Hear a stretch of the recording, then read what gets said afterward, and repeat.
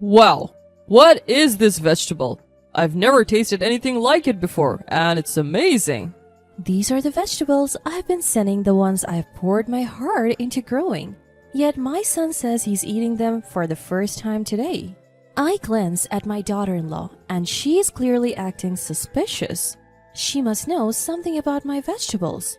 I'm Isabella, a 62-year-old housewife. My husband Cedric took early retirement and switched careers to farming, leasing some land from a friend.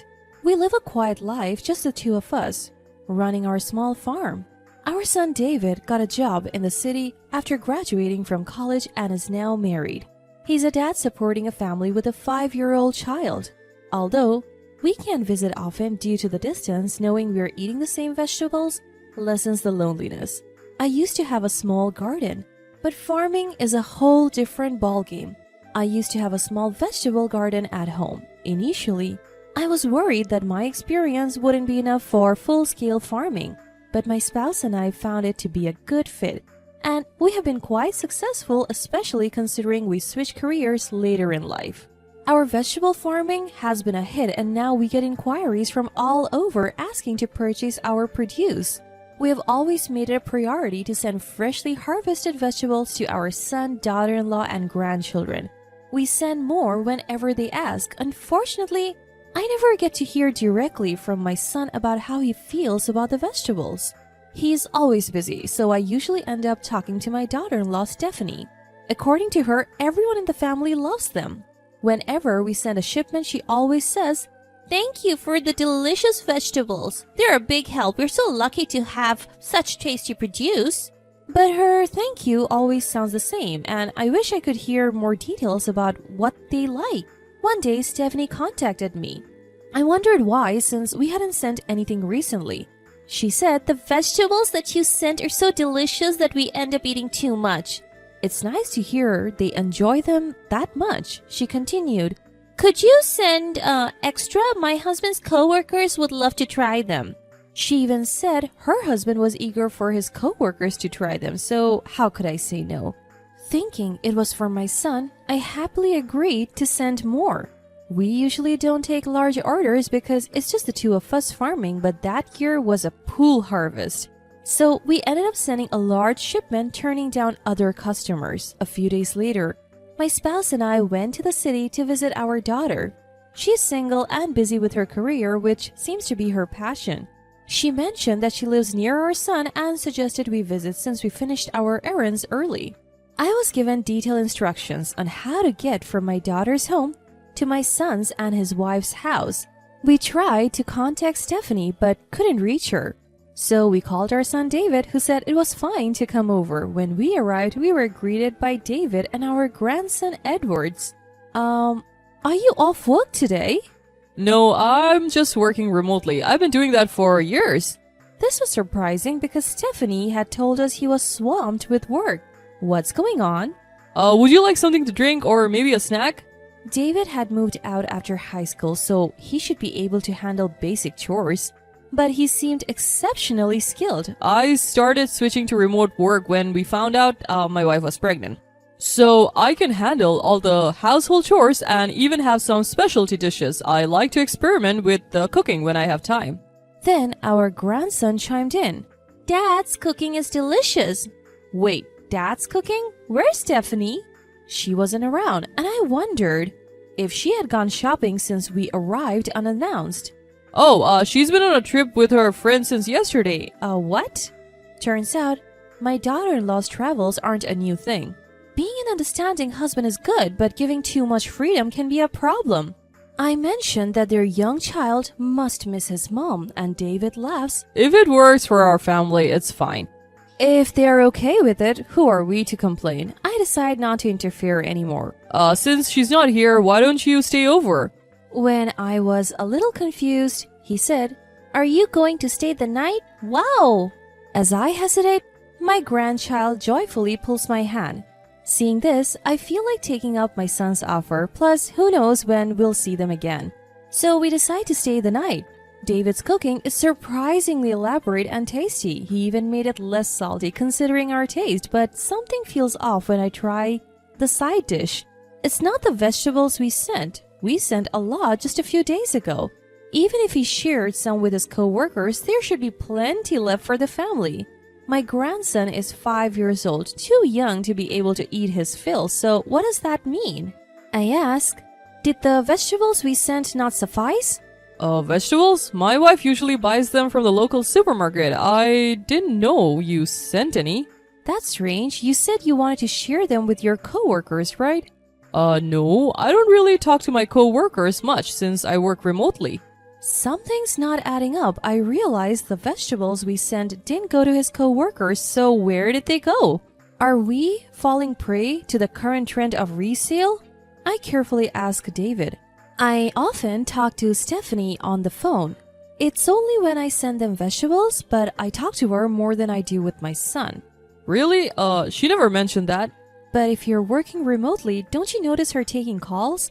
Actually, she's often out. She calls from our mobile, not the landline, right? That reminds me of a recent conversation. I recall hearing background noise during our calls. You can always tell when a phone call is coming from outside the house. There's a certain background noise.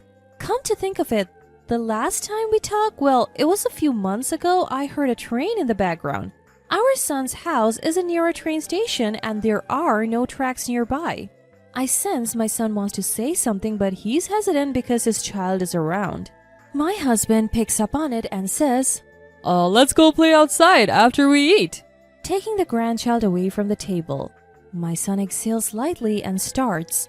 So, the truth is, he had said before that his wife's free-spirited behavior was what made their home life work, but that was a lie. Ever since he shifted mostly to remote work, she's been spending more nights out. At first, he didn't question her trips with friends until he ran into one of those supposed friends downtown. He recognized her from the photos he had been shown as proof of their trips together. So David is sure he's not mistaken. He didn't confront her then, thinking plans could change, but when she came home, she told tales of a fun trip with the friend he had just seen. He's starting to suspect she's not with a friend, but with another man. In other words, he suspects his wife is cheating. It was a shocking confession. We decide to delay our return home to wait for our daughter-in-law who's coming back tomorrow. Stephanie comes home clearly in high spirits. She had a great trip, it seems, but when she sees us sitting in the living room, she's visibly startled. What? Isabella? Cedric? Why are you here? She was clearly upset. David quickly says, Would you join us for dinner tonight? As if it's a given. Of course! She agrees, but her behavior is suspicious. She's probably gone from cloud 9 to rock bottom. Still, the dinner menu that came out was decent, and I could see that it wasn't just buying deli food and plating it up. The dinner she serves is elaborate, not just takeout arranged on plates. She's probably overcompensating for something. Mom's cooking is so fancy today. Kids are honest. Stephanie hesitates, then says to her child, it's because Isabella and Cedric are here. Well, then you should stay forever. We see the color drain from her face. Don't be selfish, they have their own lives, she scolds, but when my husband jokes, maybe we'll stay another night. Our grandchild is thrilled and Stephanie turns pale. It's clear she wants us gone. But we pretend not to notice. Maybe she thinks we're just clueless old folks. We notice the side dish is full of vegetables, the color, the texture, the flavor that deepens as you chew. It's undoubtedly the produce we grew ourselves. Yesterday it was different vegetables, but today is the ones we sent. She must have been hiding them, sharing them only with herself, but it's too much for one person to eat. And where could she hide that much in this house? Between our son's story and these vegetables, something is definitely off. Our son and grandchild taste the side dish and both exclaim, "This is delicious!" Only Stephanie, our daughter-in-law, seemed momentarily flustered. She kept her eyes down and focused on eating another side dish. It's as if she's saying, "Don't bring up the vegetables." When we finish eating and prepare to leave, she looks visibly relieved. We offer to stay the night, citing our son's late work hours, but we decide to leave, concerned about the produce. We need to investigate this as soon as possible in place of our son. The next day, we hire a private investigator to look into Stephanie's activities.